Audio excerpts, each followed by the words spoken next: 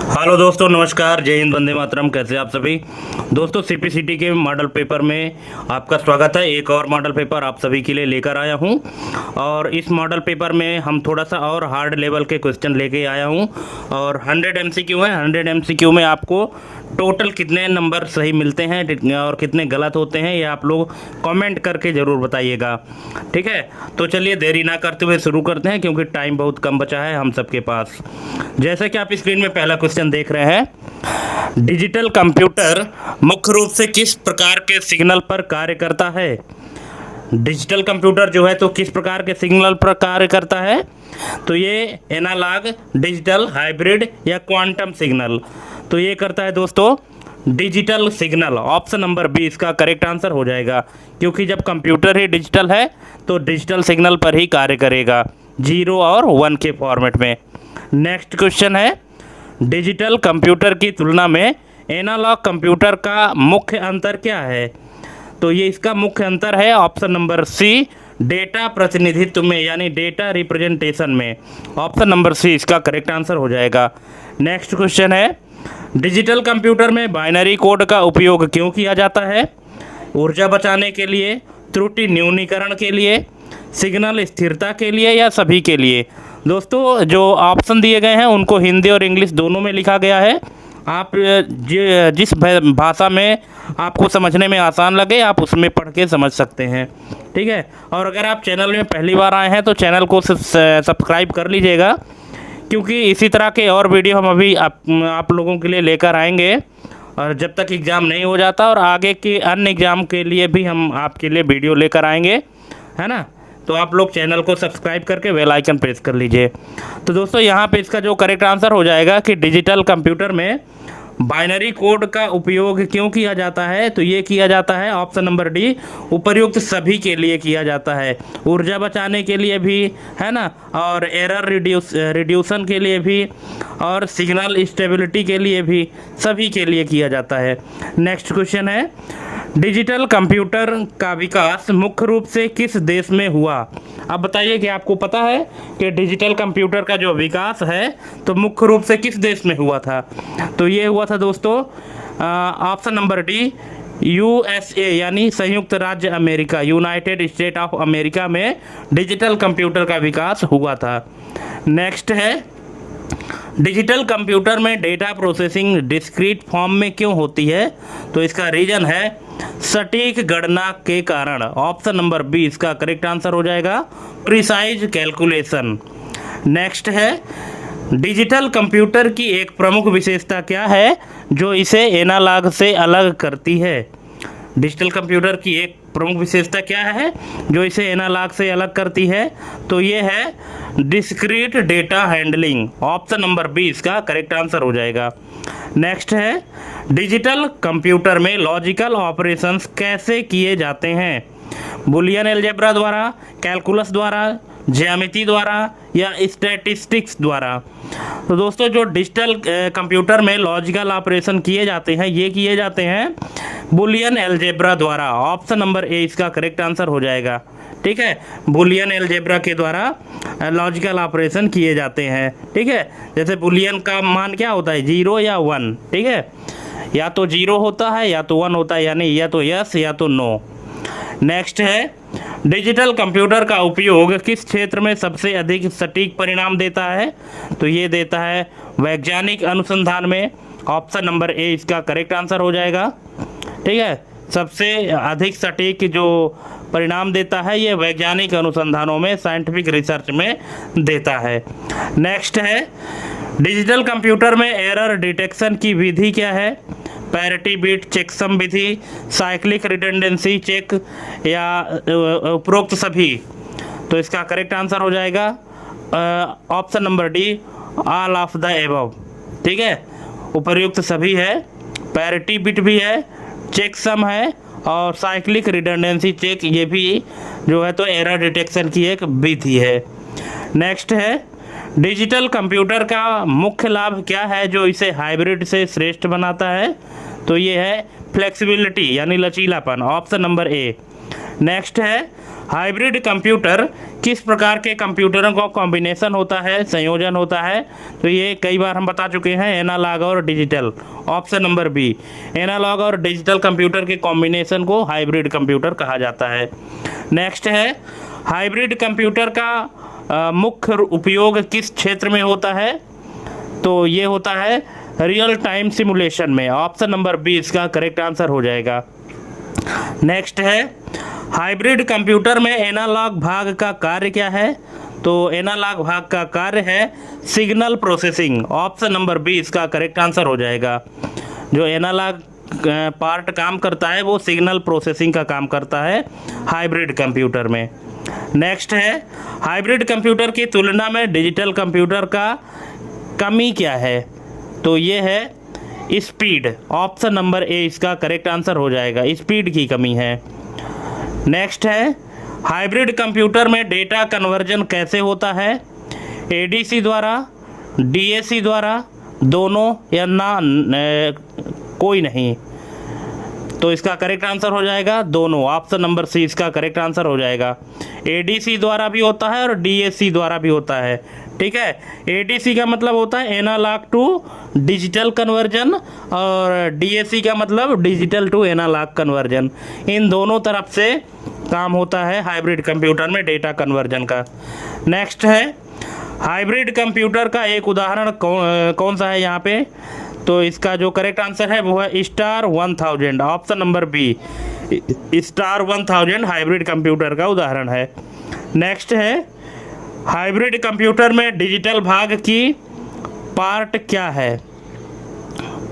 Hybrid computer में digital भाग का पार्ट, ये क्या लिखा हुआ है? डिजिटल भाग का मुख्य पार्ट क्या है? ठीक है, हाइब्रिड कंप्यूटर में डिजिटल भाग का मुख्य कार्य क्या है? तो ये है data processing. Option number B. Next है, हाइब्रिड कंप्यूटर का उपयोग मेडिकल फील्ड में क्यों किया जाता है? तो ये किया जाता है सभी के लिए, डायग्नोसिस के लिए भी किया जाता है, सर्जरी सिमुलेशन के लिए भी, ड्रग टेस्टिंग के लिए, मतलब इन सभी कामों के लिए हाइब्रिड कंप्यूटर का यूज किया जाता है मेडिकल फील्ड में। नेक्स्ट है, हाइब्रिड कंप्यूटर की मुख्य सीमा क्या है? हाइब्रिड कंप्यूटर की मुख्य सीमा यानी मुख्य जो लिमिटेशन है वो क्या है? तो वो है जटिलता, कॉम्प्लेक्सिटी। ऑप्शन नंबर ए। नेक्स्ट है, हाइब्रिड कंप्यूटर में इंटरफेस का महत्व क्या है? तो इसका महत्व है analogue digital conversion. Option number B. Next है, मेमोरी यूनिट का मुख्य कार्य क्या है? तो इसका मुख्य कार्य है data storage. Option number B. Next, memory unit में प्राइमरी मेमोरी का प्रकार क्या है? तो प्राइमरी मेमोरी का प्रकार है दोनों, कौन कौन सा? वोलाटाइल और नॉन वोलाटाइल। ये दोनों प्राइमरी मेमोरी के उदाहरण है या प्राइमरी मेमोरी के प्रकार हैं। नेक्स्ट है, मेमोरी यूनिट में रैम की विशेषता क्या है? तो ये है temporary storage. Option number B. Next है, मेमोरी यूनिट में रोम का उपयोग कब होता है? तो ये होता है बूटिंग प्रोसेस के लिए। ऑप्शन नंबर बी इसका करेक्ट आंसर हो जाएगा। नेक्स्ट है, मेमोरी यूनिट की एक्सेस टाइम का महत्व क्या है? तो ये है स्पीड मेजरमेंट। ऑप्शन नंबर ए इसका करेक्ट आंसर हो जाएगा। ठीक है, स्पीड मेजरमेंट इसका महत्व है एक्सेस टाइम का, क्योंकि मेमोरी से डेटा एक्सेस करने में जो टाइम लगता है, ठीक है, वही तो उसका एक्सेस टाइम होता है। तो इसका महत्व किस लिए होता है? स्पीड मेजरमेंट के लिए, कि स्पीड को मेजर किया जाता है कि कितने समय में डेटा एक्सेस हुआ है। नेक्स्ट है, मेमोरी यूनिट में कैश मेमोरी का स्थान क्या है? तो ये है CPU के अंदर। ऑप्शन नंबर ए इसका करेक्ट आंसर हो जाएगा। वैसे तो आप सबको पता है कि जो कैश मेमोरी है वो रैम और CPU के बीच में होती है, लेकिन यहाँ पे ऑप्शन के अकॉर्डिंग आपको आंसर देना है ना? तो चूँकि यहाँ पे मदरबोर्ड पर, पावर सप्लाई में, हार्ड डिस्क में, ये तो हम कह नहीं सकते, इसलिए इसको कहते हैं CPU के अंदर। ऑप्शन नंबर ए। नेक्स्ट है, मेमोरी यूनिट में वर्चुअल मेमोरी का उपयोग क्यों है? तो ये है फिजिकल मेमोरी बढ़ाने के लिए। ऑप्शन नंबर डी इसका करेक्ट आंसर हो जाएगा। ठीक है, जो वर्चुअल मेमोरी का यूज होता है तो ये फिजिकल मेमोरी को बढ़ाने के लिए ही वर्चुअल मेमोरी का यूज किया जाता है। नेक्स्ट है, मेमोरी यूनिट की हायरार्की का उद्देश्य क्या है? तो इसकी हायरार्की का उद्देश्य है स्पीड ऑप्टिमाइजेशन, ऑप्शन नंबर सी। नेक्स्ट है, मेमोरी यूनिट में डी रैम और एस रैम में अंतर क्या है? तो इसमें जो अंतर है वो है स्पीड का, ऑप्शन नंबर सी इसका करेक्ट आंसर हो जाएगा। एस रैम यानी स्टैटिक रैम और डी रैम यानी डायनेमिक रैम। ठीक है, इन दोनों में जो अंतर है वो स्पीड का अंतर है। नेक्स्ट है मेमोरी यूनिट में एड्रेसिंग कैसे की जाती है? तो ये की जाती है बाइनरी कोड द्वारा, ऑप्शन नंबर ए इसका करेक्ट आंसर हो जाएगा। मेमोरी यूनिट में जो एड्रेसिंग होती है वो बाइनरी कोड द्वारा होती है। नेक्स्ट है, टच स्क्रीन एक प्रकार का इनपुट डिवाइस है। टच स्क्रीन एक किस प्रकार का इनपुट डिवाइस है पूछ रहा है यहाँ पे। टच स्क्रीन जो है तो एक इनपुट डिवाइस तो है, लेकिन किस प्रकार का इनपुट डिवाइस है? पॉइंटिंग डिवाइस है, स्कैनिंग डिवाइस है, साउंड डिवाइस है या प्रिंटिंग डिवाइस है? तो ये है pointing input device, option number a. जो टच स्क्रीन है तो इनपुट डिवाइस तो है, लेकिन किस प्रकार का? पॉइंटिंग डिवाइस टाइप का इनपुट है। नेक्स्ट है, टच स्क्रीन में कैपेसिटिव टेक्नोलॉजी का सिद्धांत क्या है? तो ये है capacitance change, option number b. Capacitance change technology का सिद्धांत है, ऑप्शन नंबर बी। नेक्स्ट है, टच स्क्रीन का मुख्य लाभ क्या है? तो इसका मुख्य लाभ है user interface simplicity, option number B. Next है, टच स्क्रीन में मल्टी टच की क्षमता क्या प्रदान करती है? तो ये प्रदान करती है जेस्चर रिकॉग्निशन, ऑप्शन नंबर सी। नेक्स्ट है, टच स्क्रीन की सीमा क्या है? तो इसकी सीमा है ग्लव्स के साथ उपयोग, है ना। अगर आप टच स्क्रीन को ग्लव्स पहन के सोचो कि चला लें तो वो काम नहीं करेगा। ठीक है, तो यही इसकी एक बाउंडेशन है, बाकी तो सब सही है। ठीक है, हाई प्रिसीजन भी है, डस्ट रेजिस्टेंस है, वाटर प्रूफ है, सब कुछ है। लेकिन जो टच स्क्रीन की एक बाउंडेशन है, एक कमी है, वो है कि ग्लव्स के साथ उपयोग नहीं कर सकते। नेक्स्ट है, टच स्क्रीन में इंफ्रारेड टेक्नोलॉजी कैसे कार्य करती है? तो ये करती है लाइट बीम्स द्वारा, ऑप्शन नंबर ए। नेक्स्ट है, टच स्क्रीन का उपयोग किस डिवाइस में सबसे सामान्य है? तो ये है स्मार्टफोन, आपको पता ही है, option number B. Next, touch screen में रेसिस्टिव टाइप का फ़ायदा क्या है? तो इसका फ़ायदा है stylus support, option number b. जो स्टाइलस होता है एक छोटा सा पेन होता है जिसके माध्यम से स्क्रीन में लिखा जाता है। ठीक है, तो स्टाइलस सपोर्ट करता है रेसिस्टिव टाइप मतलब टच स्क्रीन में। नेक्स्ट है, टच स्क्रीन की कैलिब्रेशन का उद्देश्य क्या है? तो इसका उद्देश्य है एक्यूरेसी सुधार, ऑप्शन नंबर ए, यानी एक्यूरेसी इम्प्रूवमेंट। नेक्स्ट है, टच स्क्रीन में सरफेस वेब टेक्नोलॉजी का उपयोग कहाँ होता है? तो ये होता है हाई सिक्योरिटी एरिया में, ऑप्शन नंबर डी इसका करेक्ट आंसर हो जाएगा। नेक्स्ट, बारकोड रीडर किस प्रकार का इनपुट है? कैपेसिटिव है, मैग्नेटिक है, थर्मल है, ऑप्टिकल है? तो ये है ऑप्टिकल, ऑप्शन नंबर डी इसका करेक्ट आंसर हो जाएगा। नेक्स्ट, बारकोड रीडर में लेजर स्कैनिंग का सिद्धांत क्या है? तो ये है reflection analysis, option number B. Next, barcode reader का मुख्य उपयोग क्या है? इसका उपयोग है इन्वेंट्री मैनेजमेंट, ऑप्शन नंबर सी। नेक्स्ट, बारकोड रीडर में 1D बारकोड और 2D का अंतर क्या है? तो इसमें जो अंतर है वो है डेटा कैपेसिटी का, ऑप्शन नंबर सी। नेक्स्ट, बारकोड रीडर की सीमा क्या है? तो ये है damaged barcode, option number a. Damage barcode अगर है, कटा फटा बारकोड है, तो फिर वो काम नहीं करेगा। नेक्स्ट है, बारकोड रीडर में CCD सेंसर का फ़ायदा क्या है? तो इसका फ़ायदा है low cost, option number B. Next, barcode reader का उपयोग रिटेल में क्यों? तो ये होता है फास्ट चेकआउट के लिए। ऑप्शन नंबर ए इसका करेक्ट आंसर हो जाएगा। नेक्स्ट है, बारकोड रीडर में क्यूआर कोड स्कैनिंग कैसे होती है? Linear scan, 2D image capture, 1D line या थर्मल इमेजिंग? तो ये होता है 2D image capture, option number B.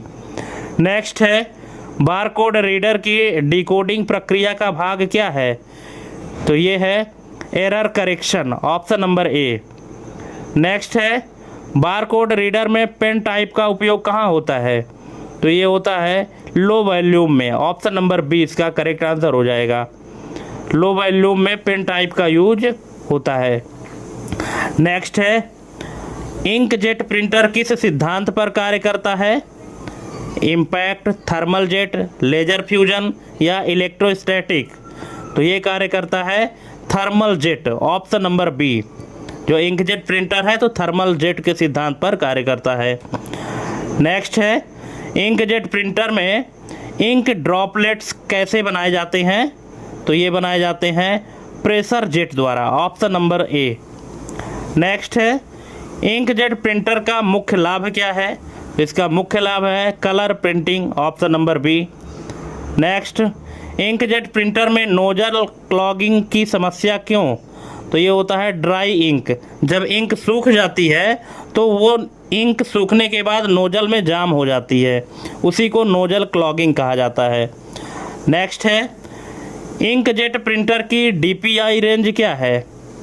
तो ये है 600 से 1200, ऑप्शन नंबर 20 का करेक्ट आंसर हो जाएगा।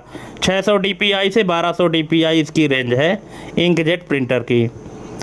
नेक्स्ट है, इंकजेट प्रिंटर में पिगमेंट इंक का फ़ायदा क्या है? तो ये फ़ायदा है water resistance, option number B. Next है, इंकजेट प्रिंटर का उपयोग फ़ोटो प्रिंटिंग में क्यों होता है? तो ये इसलिए होता है क्योंकि हाई क्वालिटी होती है, ऑप्शन नंबर ए। नेक्स्ट, इंकजेट प्रिंटर में कार्ट्रिज का प्रकार क्या है? Single colour, multi colour, black and white या सभी? तो ये होता है सभी, ऑप्शन नंबर डी इसका करेक्ट आंसर हो जाएगा। ठीक है, single colour, multi colour, black and white यानी सभी। नेक्स्ट, इंकजेट प्रिंटर की मुख्य सीमा क्या है? तो इसकी मुख्य सीमा है high cost per page, option number ए, यानी प्रत्येक पेज की जो कॉस्टिंग है तो बहुत ज़्यादा होती है। नेक्स्ट है, इंकजेट प्रिंटर में बबल जेट टेक्नोलॉजी का आविष्कार किसने किया? तो ये किया है कैनन ने, ऑप्शन नंबर बी। ठीक है, जो बबल जेट टेक्नोलॉजी है तो इसका आविष्कार कैनन ने किया है, ऑप्शन नंबर बी। जो कैनन कंपनी का प्रिंटर भी आता है इंकजेट प्रिंटर। नेक्स्ट है, वर्चुअल मेमोरी क्या है? तो वर्चुअल मेमोरी है सेकेंडरी स्टोरेज का extension, option number B. Next, virtual memory में पेजिंग का उपयोग क्यों किया जाता है? तो ये किया जाता है मेमोरी फ्रेगमेंटेशन रोकने के लिए, ऑप्शन नंबर ए। नेक्स्ट है, वर्चुअल मेमोरी का मुख्य लाभ क्या है? तो इसका लाभ है मल्टीटास्किंग, ऑप्शन नंबर ए इसका करेक्ट आंसर हो जाएगा। नेक्स्ट है, वर्चुअल मेमोरी में स्वैपिंग क्या है? तो ये है प्रोसेस को डिस्क पर मूव करना, option number D. Next, virtual memory में थ्रैशिंग की समस्या क्यों? तो ये होती है मेमोरी ओवरलोड के कारण, ऑप्शन नंबर बी। जब मेमोरी में ओवरलोड होता है तब थ्रैशिंग की प्रॉब्लम होती है। नेक्स्ट है, वर्चुअल मेमोरी में पेज फॉल्ट का अर्थ क्या है? तो इसका अर्थ है पेज इन मेमोरी में ना होना, ऑप्शन नंबर ए। नेक्स्ट है, वर्चुअल मेमोरी का उपयोग किस ओएस में होता है? विंडोज, लाइनक्स, यूनिक्स या सभी में? तो ये होता है सभी में होता है, ऑप्शन नंबर डी। नेक्स्ट है, वर्चुअल मेमोरी में डिमांड पेजिंग का फ़ायदा क्या है? तो इसका फ़ायदा है मेमोरी उपयोग ऑप्टिमाइज, ऑप्शन नंबर ए। नेक्स्ट, वर्चुअल मेमोरी की सीमा क्या है? तो इसकी सीमा है disk space dependency, option number ए इसका करेक्ट आंसर हो जाएगा। नेक्स्ट है, वर्चुअल मेमोरी में सेगमेंटेशन का उपयोग कब होता है? तो ये होता है वेरिएबल साइज मेमोरी में, ऑप्शन नंबर ए इसका करेक्ट आंसर हो जाएगा। नेक्स्ट है, हार्ड डिस्क किस प्रकार की स्टोरेज है? प्राइमरी, सेकेंडरी या टर्शियरी, क्वाटरनरी? क्या है? तो ये है सेकेंडरी, ऑप्शन नंबर बी।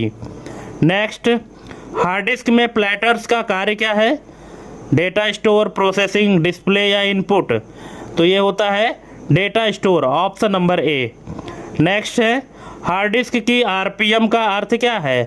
तो इसका अर्थ है रोटेशंस पर मिनट, ऑप्शन नंबर ए। ठीक है, ऑप्शन नंबर ए इसका करेक्ट आंसर हो जाएगा, रोटेशंस पर मिनट। चाहे आप रोटेशंस बोलो या राउंड बोलो, वही बात है।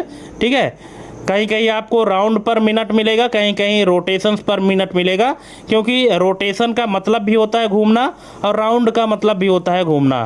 ठीक है, तो ये रोटेशंस पर मिनट वो भी सही है और राउंड पर मिनट वो भी सही है। नेक्स्ट है, हार्ड डिस्क में एसएसडी का फ़ायदा क्या है? तो ये है fast access, option number B. Next है, हार्ड डिस्क में फॉर्मेटिंग क्यों आवश्यक है? तो ये है डेटा स्ट्रक्चर क्रिएट करने के लिए, ऑप्शन नंबर ए। नेक्स्ट, हार्ड डिस्क में ट्रैक्स और सेक्टर्स का संबंध क्या है?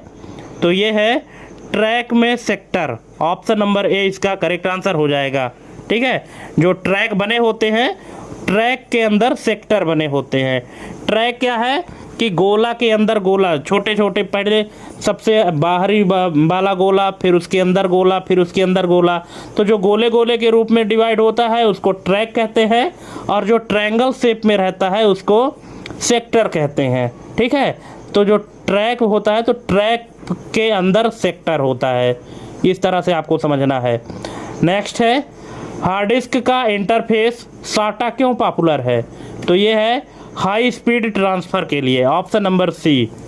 ठीक है, साटा और पाटा दो प्रकार की केबल होती थी, लेकिन पाटा की स्पीड थोड़ी कम होती है और साटा की स्पीड ज़्यादा होती है, इसलिए साटा ज़्यादा पॉपुलर है।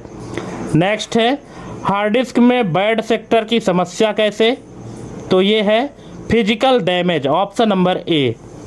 नेक्स्ट, हार्ड डिस्क की कैपेसिटी मापने की इकाई क्या है? तो ये है सभी। ठीक है, सभी तरह से हार्ड डिस्क की कैपेसिटी मापी जाती है, जितने भी दिए गए हैं यहाँ पे सब यूनिट ही है, जीबी, टीबी, एमबी, केबी। नेक्स्ट है, हार्ड डिस्क में रैड का उपयोग क्यों? तो ये होता है डेटा रिडंडेंसी के लिए। ठीक है, रैड का उपयोग होता है डेटा रिडंडेंसी को कम करने के लिए, ऑप्शन नंबर ए। नेक्स्ट, डेटा कन्वर्जन में एडीसी का पूर्ण रूप क्या है? एडीसी का फुल फॉर्म पूछा है, तो ये होता है analog to digital converter, option number ए इसका करेक्ट आंसर हो जाएगा, analog to digital conversion. Next है, डेटा कन्वर्जन में सैम्पलिंग रेट का महत्व क्या है? तो ये है एक्यूरेसी, ऑप्शन नंबर डी इसका करेक्ट आंसर हो जाएगा। सैम्पलिंग रेट का जो महत्व है वो है एक्यूरेसी। नेक्स्ट है, डेटा कन्वर्जन में क्वांटाइजेशन क्या है? तो ये है इस डिस्क्रीट वैल्यू असाइन करना, ऑप्शन नंबर सी। नेक्स्ट, डेटा कन्वर्जन में डीएसी का उपयोग कहाँ होता है? डीएसी मतलब डिजिटल टू एनालॉग कन्वर्जन। ठीक है, तो डेटा कन्वर्जन में डीएसी का उपयोग कहाँ होता है? तो ये होता है साउंड आउटपुट में, ऑप्शन नंबर ए इसका करेक्ट आंसर हो जाएगा, क्योंकि साउंड के लिए जो आउटपुट चाहिए होता है तो इनपुट उसको डिजिटल में मिलता है, और जो आउटपुट आता है वो एनालॉग में चाहिए होता है, वेव के फॉर्म में होता है, क्योंकि जो आवाज़ होती है वो वेव के फॉर्म में होती है, एनालॉग के फॉर्म में होती है। नेक्स्ट है, डेटा कन्वर्जन में एलियासिंग की समस्या कैसे होती है? तो ये होती है लो सैम्पलिंग रेट के कारण, ऑप्शन नंबर बी। नेक्स्ट है, डेटा कन्वर्जन में पीसीएम का पूर्ण रूप क्या है? तो इसका पूर्ण रूप है pulse code modulation, option number ए इसका करेक्ट आंसर हो जाएगा। डेटा कन्वर्जन में जो पीसीएम है तो पीसीएम का फुल फॉर्म होता है पल्स कोड मॉड्यूलेशन। नेक्स्ट है, डेटा कन्वर्जन का उपयोग एम्बेडेड सिस्टम में क्यों?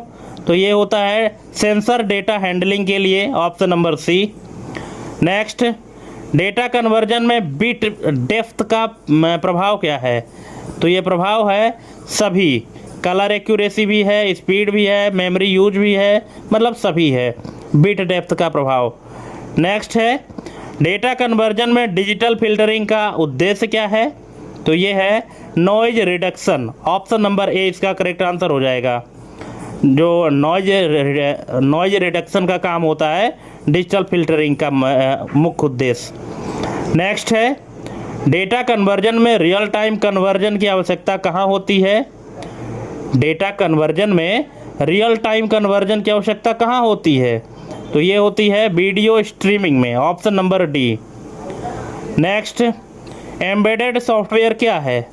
तो ये है स्पेसिफिक हार्डवेयर के लिए जो सॉफ्टवेयर बनाए जाते हैं वो एम्बेडेड सॉफ्टवेयर कहलाते हैं, ऑप्शन नंबर बी। नेक्स्ट है, एम्बेडेड सॉफ्टवेयर में फर्मवेयर का स्थान क्या है? तो ये है low level, option number B इसका करेक्ट आंसर हो जाएगा। नेक्स्ट, एम्बेडेड सॉफ्टवेयर का मुख्य विशेषता क्या है? तो ये है real time performance, option number ए। नेक्स्ट, एम्बेडेड सॉफ्टवेयर में RTOS का उपयोग क्यों? तो ये होता है टास्क मैनेजमेंट के लिए, ऑप्शन नंबर ए इसका करेक्ट आंसर हो जाएगा। ये RTOS मतलब रियल टाइम ऑपरेटिंग सिस्टम की बात हो रही है यहाँ पे, ठीक है। जो एम्बेडेड सॉफ्टवेयर में RTOS है मतलब रियल टाइम ऑपरेटिंग सिस्टम है, तो इसका उपयोग क्यों होता है? टास्क मैनेजमेंट के लिए, ऑप्शन नंबर ए। नेक्स्ट है, एम्बेडेड सॉफ्टवेयर की सीमा क्या है? तो इसकी जो सीमा है वो है लिमिटेड रिसोर्सेस, ऑप्शन नंबर सी। नेक्स्ट है, एम्बेडेड सॉफ्टवेयर में सी लैंग्वेज क्यों पॉपुलर है? तो इसलिए है क्योंकि लो लेवल एक्सेस है, ऑप्शन नंबर ए। नेक्स्ट है, एम्बेडेड सॉफ्टवेयर का उपयोग IoT में कैसे होता है? तो ये होता है डिवाइस कंट्रोल से, ऑप्शन नंबर बी इसका करेक्ट आंसर हो जाएगा। नेक्स्ट है, एम्बेडेड सॉफ्टवेयर में बूट लोडर का कार्य क्या है? तो ये है OS लोडिंग, ऑप्शन नंबर ए। नेक्स्ट है, एम्बेडेड सॉफ्टवेयर की टेस्टिंग में मुख्य चुनौती क्या है? तो ये है सॉफ्टवेयर डिपेंडेंसी, ऑप्शन नंबर सी। नेक्स्ट, एम्बेडेड सॉफ्टवेयर में माइक्रो कंट्रोलर का रोल क्या है? तो ये है सभी जो भी माइक्रो कंट्रोलर का रोल है, मतलब सेंट्रल प्रोसेसिंग भी है, पेरिफेरल कंट्रोल भी है, मेमोरी मैनेजमेंट का काम है, ये सभी काम एम्बेडेड सॉफ्टवेयर में माइक्रो कंट्रोलर का काम होता है, ठीक है। तो दोस्तों यहाँ पे 100 MCQ कंप्लीट होते हैं, और ये MCQ हमारे आपको कैसे लगे आप हमको कमेंट करके ज़रूर बताइएगा, और जहाँ पे समझ में ना आया होगा तो आप उसके लिए कमेंट करके पूछ लीजिएगा, ठीक है। तो थैंक्स फॉर वाचिंग हमारी ये कंप्लीट वीडियो देखने के लिए, और देखते रहिए, तैयारी करते रहिए, सीखते रहिए। मिलते हैं अपने अगले वीडियो में एक नए टॉपिक और एक नई जानकारी के साथ। तब तक के लिए जय हिंद, वंदे मातरम।